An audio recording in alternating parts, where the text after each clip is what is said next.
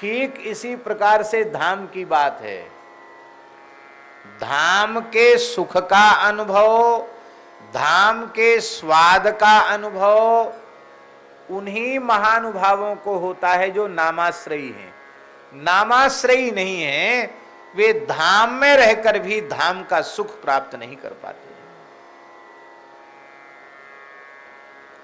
हमारे ब्रज में अनेकों महापुरुष संत ऐसे भये हैं और श्री जी के संकल्प से आगे भी उत्पन्न होते रहेंगे जो अहर्निश नाम जप करते हैं।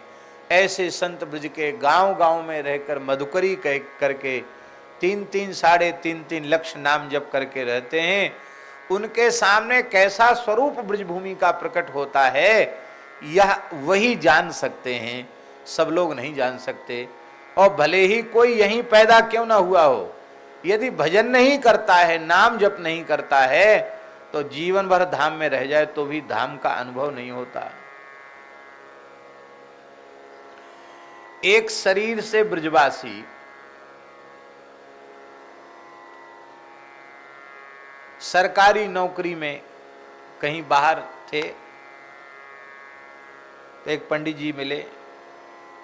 अब वो भी शिक्षा विभाग में ही थे। वे बड़े थे, प्रिंसिपल रैंक के थे, बड़े थे वो। और जो दूसरे जो सज्जन थे पंडित जी, वो उनके अधीनस्थ थे। तो उन्होंने कहा कि पंडित जी क्या है बात, आप बार बार जब देखो तब कहाँ गए? बोले पंडित जी वृंदावन गए। वृंदावन गए, छुट्टी नहीं मिलती तो तनख्वाह कटा के वृंदावन चले जा। तो क्या धरा वृंदावन में? तो यह सुनकर पंडित जी बोले कि क्या धरा है वृंदावन में, आप ऐसा बोलते हैं ब्राह्मण होकर के?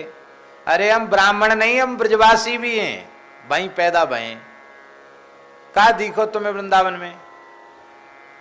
ऐसे कह के उन्होंने धाम की निंदा शुरू की। वहाँ ऐसा होता है, गंदगी है, सुअर डोल रहे हैं, यों त्यों, पंडा ऐसा करते हैं, वो ऐसा करते हैं, वो ऐसा करते हैं, गुसाइयों को हम जानते, जाने क्या क्या कहने लगे। अंत में पंडित जी ने, पिताजी ने कान पर हाथ रख लिया। बोले आप क्या कहते चले जा रहे हो धाम के लिए? आप ब्रजवासी होकर, विप्र होकर क्या बोलते चले जा रहे हो? दुखित होकर अपनी यह बात महाराज जी को निवेदन की। महाराज जी ऐसी ऐसी बात है। महाराज जी हंसने लगे। बोले धाम में पैदा होने से भी धाम की महिमा का बोध नहीं होता। धाम आश्रयी संत कृपा करें और राम राम करे, भजन करे, सत्संग करे, कथा कीर्तन का आश्रय ले तो धाम में प्रेम जगता है। आपको धाम में दोष नहीं दिखाई पड़ते, पर उनको धाम में। और वो कहते कहते और बोल गए, हम तो इसीलिए छोड़ दिया। हमने कहा क्या करना, अपने यहीं ठीक है, ये क्षेत्र अच्छा है, ये बढ़िया है, बच्चों का भविष्य बनाएंगे, वहां क्या है।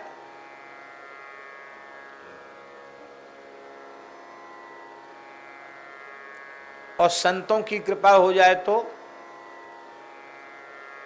एक ब्रजवासी बालक की अच्छी नौकरी दिल्ली में लग गई।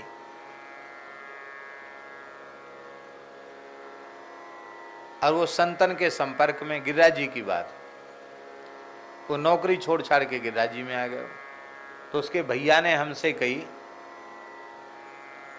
तो महाराज जी आप यह समझाओ, नौकरी आजकल बहुत मुश्किल है, ब्राह्मणों को तो अति मुश्किल है।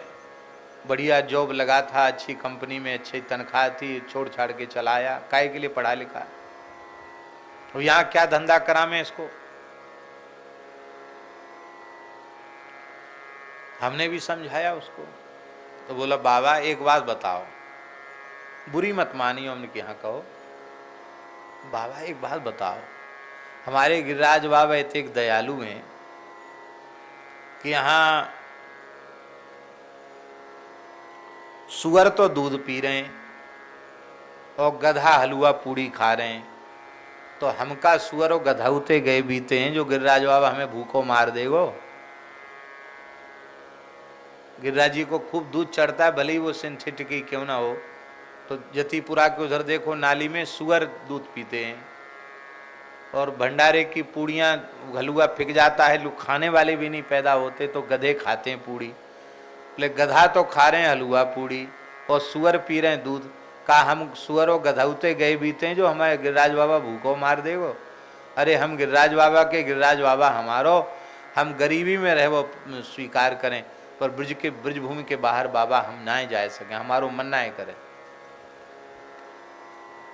हमें बड़ी प्रसन्नता हुई, देखो कैसी भावना है। बोले हम चाहे जैसे रह जाएंगे, हम लोग यहीं रहेंगे, वहां नहीं जाने, दिल्ली नहीं जाने।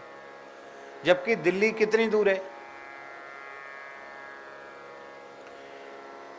तो एक धाम में पैदा होकर धाम के बाहर चले गए, फिर धाम का नाम नहीं सुनना चाहते, धाम की निंदा करते हैं।